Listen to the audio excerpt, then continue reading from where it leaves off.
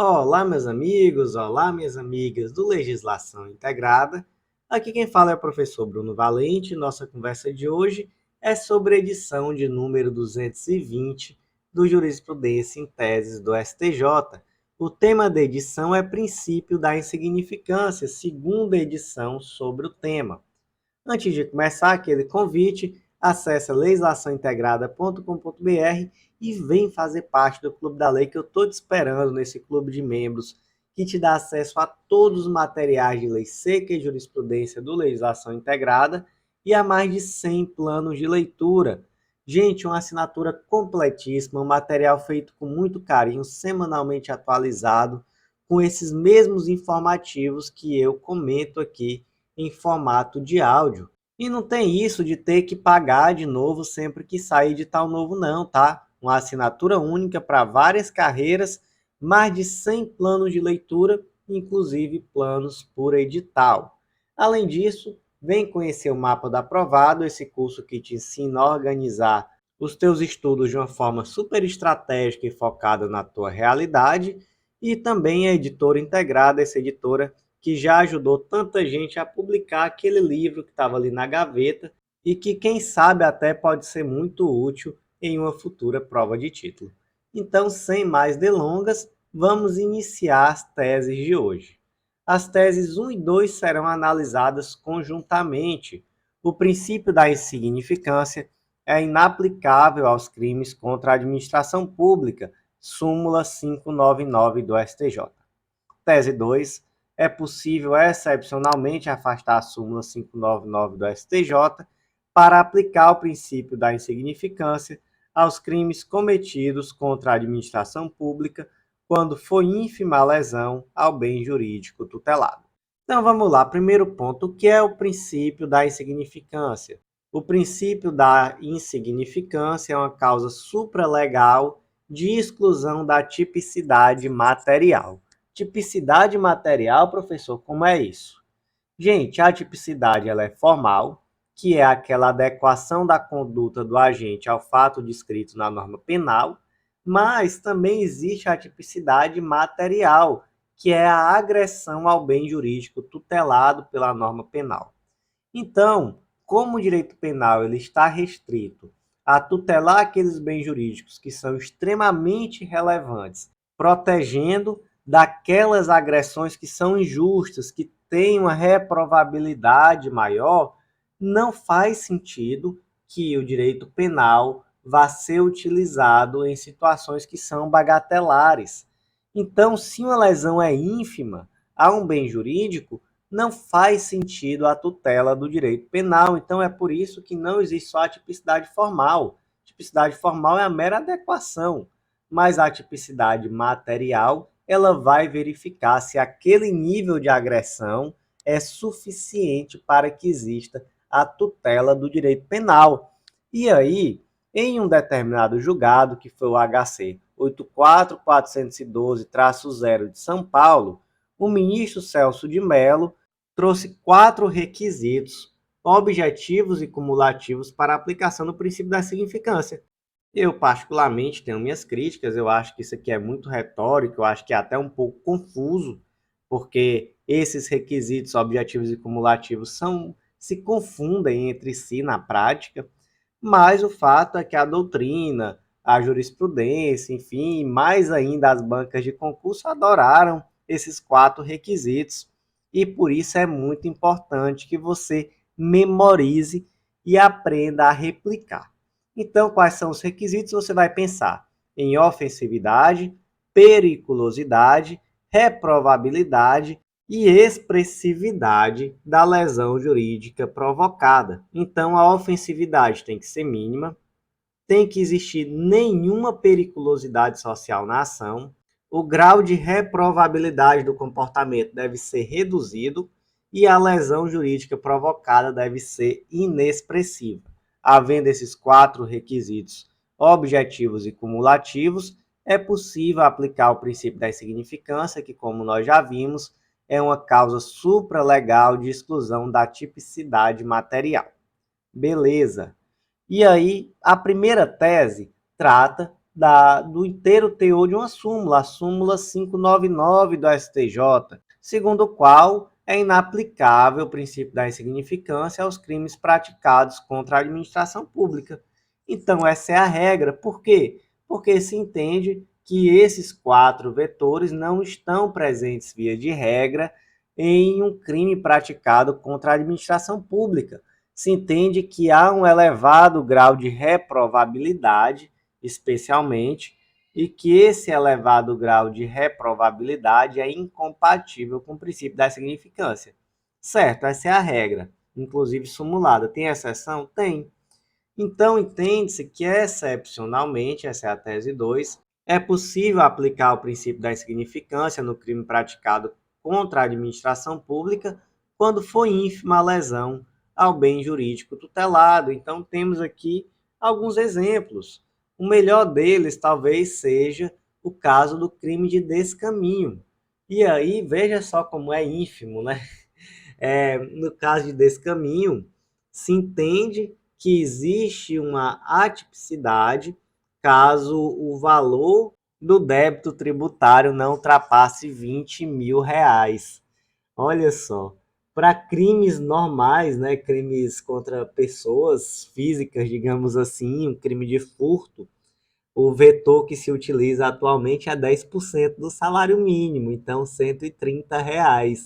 Eu acho que isso quebra um pouco a argumentação no sentido de que algo tão excepcional assim, o princípio da insignificância em crimes praticados contra a administração pública. Mas vamos aqui no que está escrito, né? Então, o que está escrito aqui é a tese 1, que o princípio da insignificância é inaplicável aos crimes contra a administração pública, súmula 599 do STJ, e tese 2, que é possível excepcionalmente afastar a incidência da súmula 599 do STJ para aplicar o princípio da insignificância aos crimes praticados contra a administração pública quando for ínfima a lesão ao bem jurídico tutelado. Tese 3. O princípio da insignificância é inaplicável ao crime de estelionato cometido contra a administração pública, uma vez que a conduta ofende o patrimônio público, a moral administrativa, a fé pública e possui elevado grau de reprovabilidade. Então, gente, aquela primeira conversa, tá, que nós tivemos, ela continua aqui, tá? Eu não vou repetir todas as vezes os requisitos objetivos e cumulativos para a aplicação do princípio da significância, mínima ofensividade da conduta, nenhuma periculosidade social da ação, reduzido o grau de reprovabilidade do comportamento e inexpressividade da lesão jurídica provocada.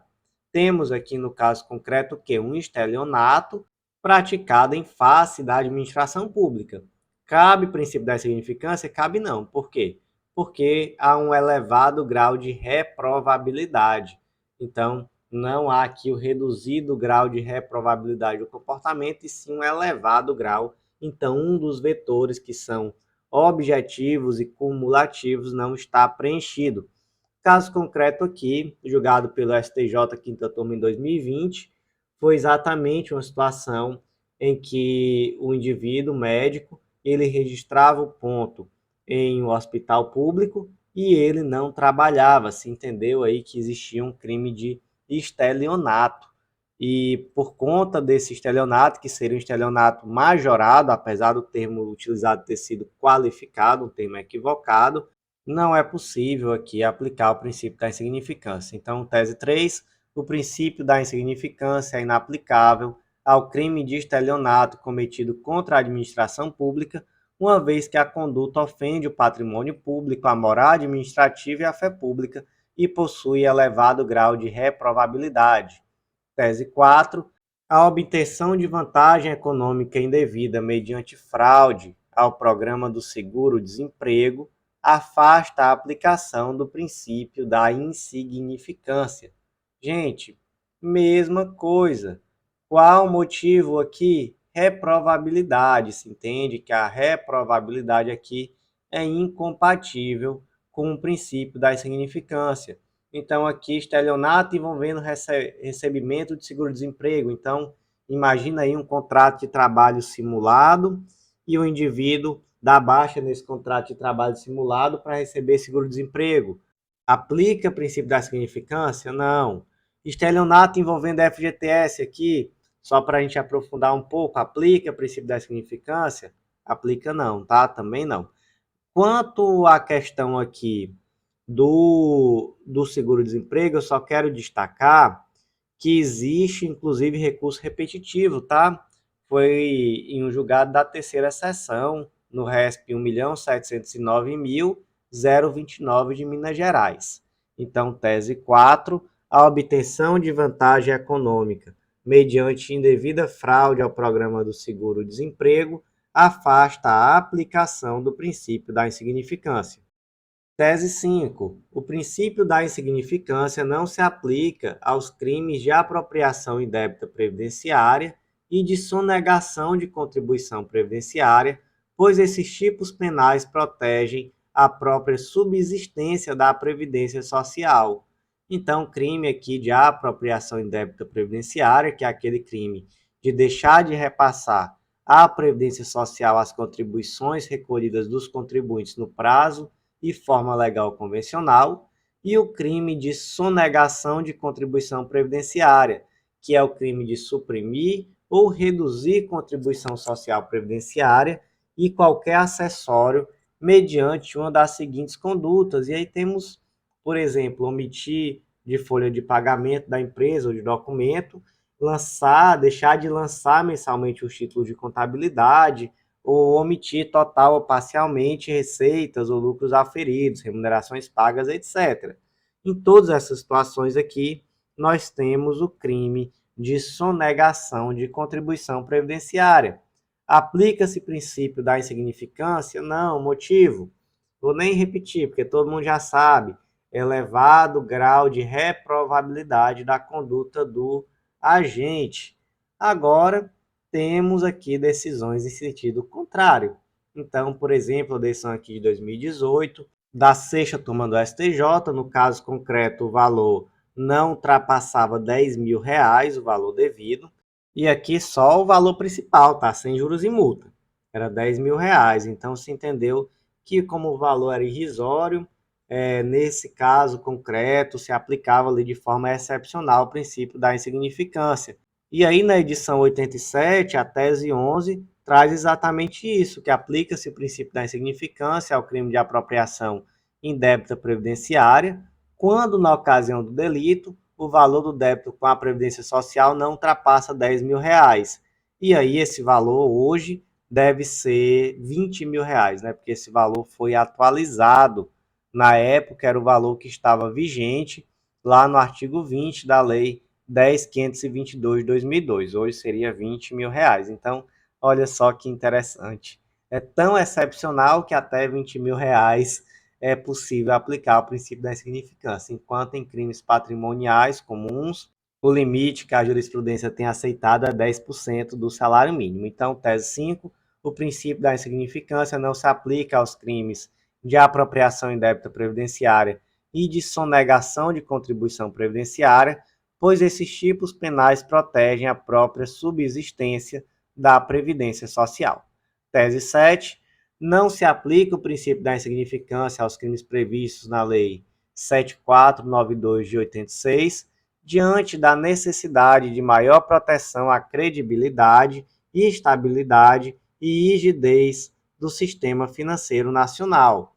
Gente, por que não se aplica aqui? Qual é o fundamento? Os julgados não trouxeram de uma forma muito clara, mas eu iria aqui pela expressividade da lesão jurídica provocada, devido a quê? Devido à necessidade de se garantir que o sistema financeiro nacional seja rígido. Então, uma lesão contra o sistema financeiro nacional, de fato, acaba por ter uma expressividade da lesão jurídica provocada. Então, tese 6, não se aplica o princípio da insignificância aos crimes previstos na Lei 7492 de 86, diante da necessidade de maior proteção à credibilidade, estabilidade e rigidez do sistema financeiro nacional. Tese 7, nos crimes ambientais é possível a aplicação do princípio da insignificância como causa excludente de tipicidade da conduta, desde que presentes os seguintes requisitos: conduta minimamente ofensiva, ausência de periculosidade social do agente, reduzido grau de reprovabilidade do comportamento e lesão jurídica inexpressiva. Tem alguma diferença, gente, para a regra? Tem não, tá? Mesma coisa. Ofensividade, periculosidade, reprovabilidade e lesão jurídica provocada, né? Expressividade da lesão jurídica provocada. Então, a ofensividade tem que ser mínima, a periculosidade tem que ser zero, né? Então, nenhuma periculosidade social, tem que haver um reduzido grau de reprovabilidade e a lesão jurídica provocada também tem que ser inexpressiva, né? Então, só a periculosidade que tem que ser sempre nenhuma periculosidade. Então, a ausência de periculosidade é o termo utilizado aqui em crimes ambientais, sinônimo perfeito.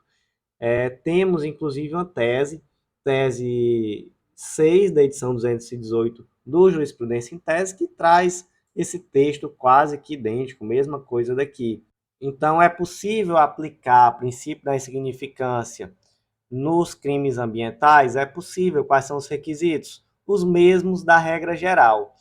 Então, vamos reler aqui a tese 7. Nos crimes ambientais, é cabível a aplicação do princípio da insignificância como causa excludente de tipicidade da conduta, desde que presentes os seguintes requisitos: mínima ofensividade da conduta, ausência de periculosidade do agente, reduzido grau de reprovabilidade do comportamento e lesão jurídica inexpressiva. As teses 8 e 9 serão analisadas conjuntamente. Tese 8: é inaplicável o princípio da insignificância ao delito de violação de direito autoral. Tese 9: é inaplicável o princípio da insignificância na conduta de expor à venda CDs e DVDs piratas, diante da reprovabilidade e ofensividade do delito. Quanto a essa tese, temos uma súmula, tá, gente? Súmula 502 do STJ, presentes a materialidade e a autoria, afigura-se típica em relação ao crime previsto no artigo 184, parágrafo 2º do Código Penal, a conduta de expor à venda CDs e DVDs piratas. Então, vamos lá. Aplica o princípio da insignificância em violação de direito autoral? Não. Não se aplica. Quais são os requisitos aqui que não estão presentes? Se está aqui diante de uma conduta com especial reprovabilidade e especial ofensividade. Ofensividade por quê? Porque traz sérios prejuízos à indústria fonográfica brasileira, aos comerciantes legalmente constituídos, ao fisco. Então, enfim, nada aqui de falar sobre adequação social. Ah, mas em todo canto vende DVD pirata. Agora até menos, né? Porque já não se utiliza muito DVD.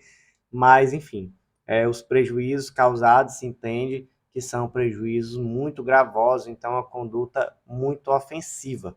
Então, tese 8: é inaplicável o princípio da insignificância ao delito de violação de direito autoral. Tese 9: é inaplicável o princípio da insignificância na conduta de expor à venda CDs e DVDs piratas, diante da reprovabilidade e ofensividade do delito. Tese 10, gente, já é a última tese de hoje. Não é possível aplicar o princípio da insignificância ao crime de dano qualificado ao patrimônio público diante da lesão a bem jurídico de relevante valor social que afeta toda a coletividade. Então vamos lá, dano qualificado, está lá no 163, parágrafo único, é aquele dano que é cometido contra patrimônio da União, Estado, Distrito Federal, município, autarquia, fundação pública, empresa pública, sociedade de economia mista ou empresa concessionária de serviços públicos.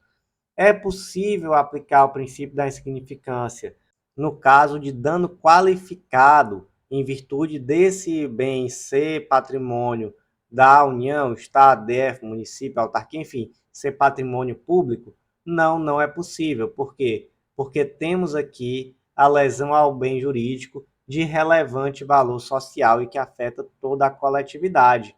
Então, qual é o vetor aqui que está afastado? É a expressividade da lesão jurídica. A lesão jurídica que ela é expressiva e, de fato, é um bem jurídico de relevante valor social e que afeta toda a coletividade. Então, aqui fica naquela regra da súmula 599 do STJ, né? Não se excepciona a regra de que é inaplicável o princípio da insignificância aos crimes contra a administração pública. Então, como é que ficou aqui a tese 10?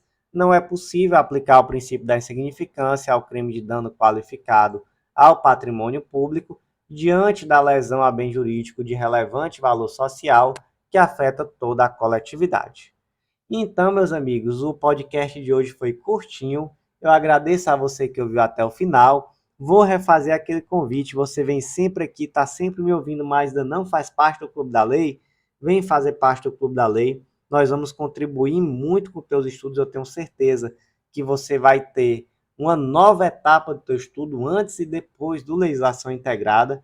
Tenho certeza disso, porque é um material feito com muito carinho, semanalmente atualizado, e te dá um estudo completíssimo de lei seca e jurisprudência. Tudo isso em um método pensado para você. E em uma assinatura única, que não vai te obrigar a comprar material novo a cada edital. Uma única assinatura, várias carreiras e mais de 100 planos de leitura. Então vem fazer parte do Clube da Lei que eu te aguardo. Vem também conhecer o Mapa da Aprovada, esse curso que te ensina a organizar os teus estudos de uma forma super estratégica e focada na tua realidade. E por último, vem conhecer também a Editora Integrada, essa editora que aí já ajudou tanta gente a publicar aquele livro que estava ali na gaveta, aquela monografia, tese, dissertação, TCC, que estava ali perdido, triste, achando que nunca ia ser lida por ninguém, que nunca ia ser publicada. E com a Editora Integrada, nós democratizamos esse acesso, permitimos essa publicação e muitas vezes essa publicação ainda consegue ser utilizada em provas de título. Então, algo muito importante para você concurseiro. Então, meus amigos, por hoje foi isso. Eu agradeço a vocês e até a próxima.